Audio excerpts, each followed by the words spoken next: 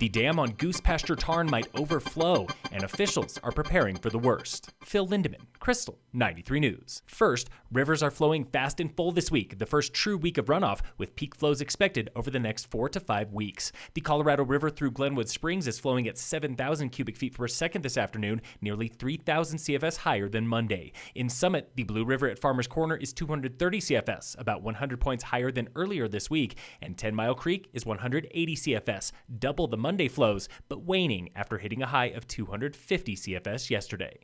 Meanwhile, Breckenridge is prepping emergency plans in case the dam on Goose Pasture Tarn overflows with runoff or even fails. That's the reservoir in Blue River along Highway 9, holding 771 acre-feet of water about 2 miles upstream from downtown Breck. Models show a complete dam failure would flood all of Breckenridge, up to 4 blocks on either side of Main Street and down Highway 9 to Farmers Corner. But Summit County Emergency Manager Brian Bovair says that is extremely unlikely thanks to safety measures being taken right now. Contractors are reinforcing an emergency spillway there to protect against failure. Town Council heard about the danger at this week's council meeting and has known about issues there since 2017 when state inspectors gave the dam an unsatisfactory rating.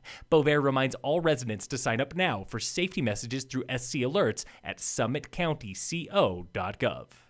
Governor Jared Polis is signing 2 bills tomorrow meant to cut the high cost of healthcare, and he's doing it here in Summit, where costs are up to 3 times higher than the rest of the nation. The first bill combats soaring insurance premiums. Local Representative Julie McCluskey explains. One is our reinsurance bill, which we hope will reduce health insurance premiums for those on the individual marketplace by 20 to 30%. The second bill authorizes health cooperatives, like the brand new Peak Health Alliance through the Summit Foundation. A bill that helps put into statute methods and ways for Coloradans to set up healthcare cooperatives. McCluskey calls the Peak Health Alliance a model for other programs across the state. It will be the first healthcare cooperative of its type in this state. What inspired these new bills? McCluskey says it's you. We've heard the frustrations of the people we represent, and we're trying to make a difference. Governor Polis comes to the FERC offices in Silverthorne for tomorrow's signing, sometime between 1 and 1:30 p.m. The public is invited.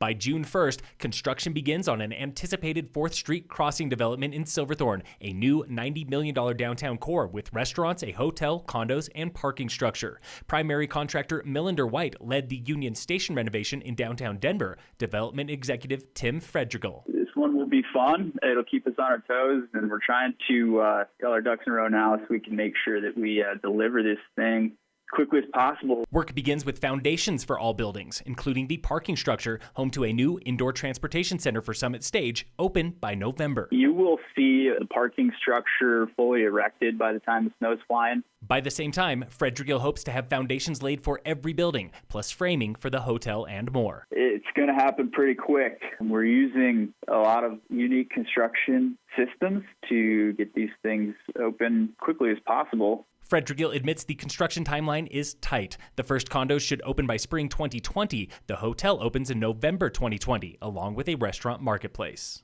In sports, the Rockies take a day off before opening a weekend away series with the Phillies tomorrow. And in local sports, brought to you by Wilderness Sports in Dillon, Summit High Track and Field season ended last weekend at the Rangeview Invite, where senior Emma Howard missed qualifying for state by 1/4 of an inch. Howard is a high jumper who still peaked at the right time, setting new personal and school records at 5 feet even. She's been working to that goal for 7 years and made it happen at her last high school meet. Meanwhile, teammate Brennan Crean also set personal records at the final meet of the season, competing in the 110 and 300-meter hurdles. He missed the cut for state by 2 seconds. Both athletes thank their track family and coaches for a great senior season. Howard hopes to walk on for the team at CU Boulder next year, while Crean plans the same at Colorado Mesa University. Yesterday was the final Vail short track mountain bike race of the season at Miller Ranch in Edwards, where Summit locals Tylee Smith and Elza Bates went 1-2 for open women. Sam Brown won men's open, followed by Summit's Lassie Konechny. Mark Neslin and Harvey Blevins won the men's and women's sport races.